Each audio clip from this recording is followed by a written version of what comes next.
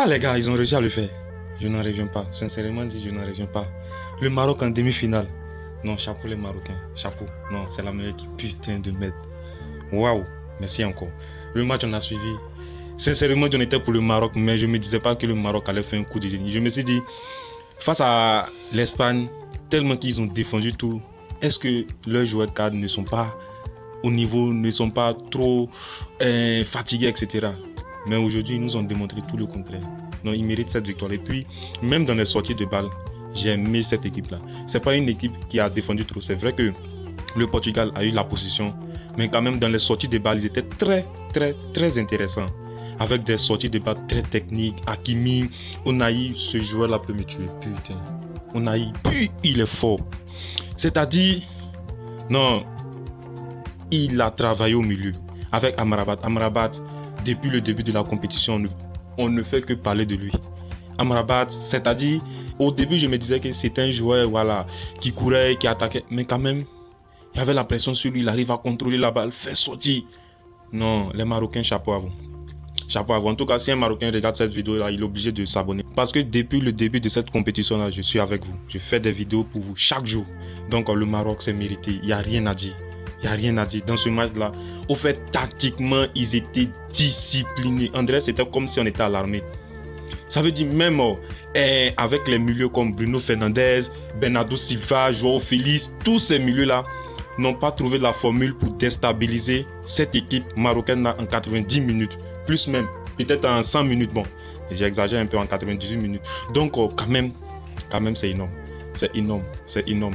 Parce qu'ils étaient très solidaires les uns envers les autres. Ils étaient très, j'allais dire, disciplinés encore dans la tactique. Ils revenaient toujours en bloc. Ils défendaient bien. Ils couvraient bien.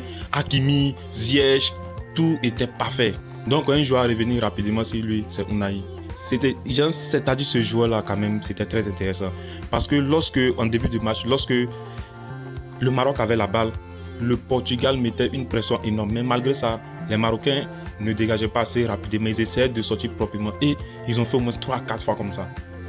Et lorsqu'il a vu ce joueur-là sortir plusieurs fois, au fait, avec les gestes techniques, il n'a même pas peur de Bernardo Silva, de Bruno Fernandes. Non, il s'en fout d'eux. Il vient jouer son ballon. Très technique aussi. Donc, Unai, c'est un joueur exceptionnel. Depuis le début, il fait que monter en puissance. Actuellement, où on est là, c'est plus à faire que je ne sais pas où le Maroc doit s'arrêter. Actuellement, où ils sont, c'est-à-dire souvent, on avait un projet, oui, on veut sortir de la poule. Après avoir éliminé l'Espagne, il n'y a plus à faire de projet, on veut s'arrêter en demi. Ou on peut s'arrêter là, on s'arrête. Donc, on s'en va seulement. Allons-y. On peut aller en finale, c'est pas impossible. Au fait, est-ce qu'on se rend compte que ce Maroc-là, ils sont sortis dans une poule. Premier d'abord, ils sortent dans une poule de la Croatie, de la Belgique et du Canada. Normalement, là, lorsque tu regardes sur papier, tu mets le Maroc 3e ou bien 4e. Mais eux, ils sortent premier exploit. Ils tombent sur qui? L'Espagne. On connaît l'histoire de l'Espagne. L'Espagne, c'est pas une petite équipe. C'est pas une petite équipe en Europe. Dans le monde du football, c'est une très grande équipe. Ils ont fait tomber l'Espagne. Et ils continuent aujourd'hui à faire tomber le Portugal. C'est-à-dire l'Espagne, le Portugal sont des champions d'Europe. C'est-à-dire le Portugal est champion de l'Euro 2016, je crois. L'Espagne est double champion de l'Euro 2008-2012. Donc, ce n'est pas une petite équipe actuellement. Le Maroc est là battre. Non, c'est des grandes équipes. Et ça va marquer leur histoire. Donc, j'ai aimé ce joueur-là. Il était dans la construction, dans le jeu technique. C'était très propre. Donc, très bon match pour lui. Et aussi Hakim Ziyech. Malgré que c'est un joueur qui a la base offensive, qui n'est pas habitué à défendre, mais aujourd'hui, il défend. Il fait des efforts. Aujourd'hui, il a défendu jusqu'à presque à 90 minutes et puis après, il a laissé sa place quand même. Voilà, ça a félicité. C'est des joueurs, ils se battent voilà, pour le pays. Parce que, non, c'est pas pour le pays. C'est en quelque sorte pour l'Afrique, pour le monde arabe, pour le monde musulman. Parce que cette équipe-là, cette victoire-là, c'est pas que les Marocains qui vont crier. Nous-mêmes, en Africains noirs ici, on est dedans. On est très joyeux, comme si c'était nos équipes qui jouaient. Donc, c'est exceptionnel. C'est en Afrique seulement on peut voir cette solidarité-là. En Afrique seulement, on peut voir cette solidarité-là. Même quand tu pars en Europe et en Amérique, on s'en fout. Brésil, Argentine, si un passe, on s'en fout de l'autre. Mais ici en Afrique, lorsqu'on sort, voilà, on se met en solidarité, en avant. Celui qui est devant le pouce de toutes nos forces, de tous nos prières. Et Dieu écoute ça. Très belle victoire. Et aussi, Il y a le gardien Bounou. Ouais, Bounou pour moi, actuellement, c'est le meilleur gardien actuellement. Voilà, je n'ai pas... Parce qu'il fait des arrêts. Dans les tirs au but aussi, il est très propre. 3 arrêts, la dernière fois, il n'a pas encaissé. C'est vrai que le portier des Croates est bon, mais quand même, le gars, il n'encaisse pas. Voilà, et puis aussi, c'est une défense qui n'encaisse pas. C'est-à-dire aussi que le gardien est très bon. Donc pour moi, s'il y a un gardien enlevé dans un 11 type dans cette Coupe du Monde là, c'est Bounou. Parce que il a fait des parades exceptionnelles. Parce que la parade qu'il a fait sur la frappe de João Félix, mon gars, quand la frappe à terre, je me disais ça c'est un but. Et Dieu merci, il a arrêté. Donc une main ferme, etc.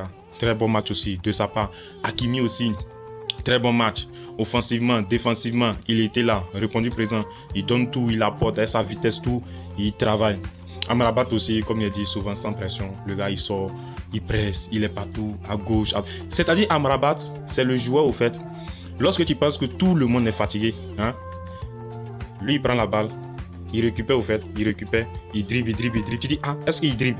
Il dribble, il sort, il te fait une bonne sortie de balle. Pourtant, tu as l'impression qu'il doit être cuit parce que tellement qu'il fait le travail. Putain. Donc, je pense que le match passé, il avait couru 15 km. Si je ne me trompe pas, ce n'est pas 15, c'est 13. Donc, pour moi, le Maroc, c'est exceptionnel. Le Maroc, non. Au fait, on ne réalise pas ce qu'ils sont là faire actuellement. C'est lorsque on va arrêter la Coupe du Monde. Je ne sais pas c'est où ils vont arrêter. Ils peuvent terminer 3e, 4e. Actuellement, ils sont minimum 4e. Ils peuvent être 3e, 2e, voire même premier. Ils peuvent être premiers. Mais au fait, c'est à la fin de la compétition qu'on va s'asseoir et qu'on va dire waouh, les gars sont partis loin.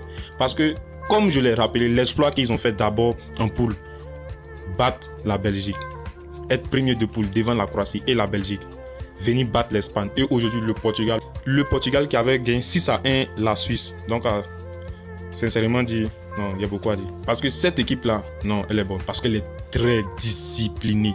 Elle est disciplinée. Tactiquement, ils sont là. Ils couvrent tout, les couvertures, les lignes sont bonnes, très serrées, le pressing, tout. Non, il n'y a rien à dire, c'est une victoire méritée. Donc c'est tout pour cette vidéo. N'hésitez pas à vous abonner, à partager, à liker. Voilà, ça nous donne aussi de la force. Merci au peuple marocain, merci aux joueurs marocains. Et merci à l'entraîneur aussi. Ouais, parce que ce gars-là, il est là à réaliser quelque chose qui va rentrer dans l'histoire de l'Afrique, dans l'histoire même peut-être du football. Donc on se dit à la prochaine vidéo. Ciao.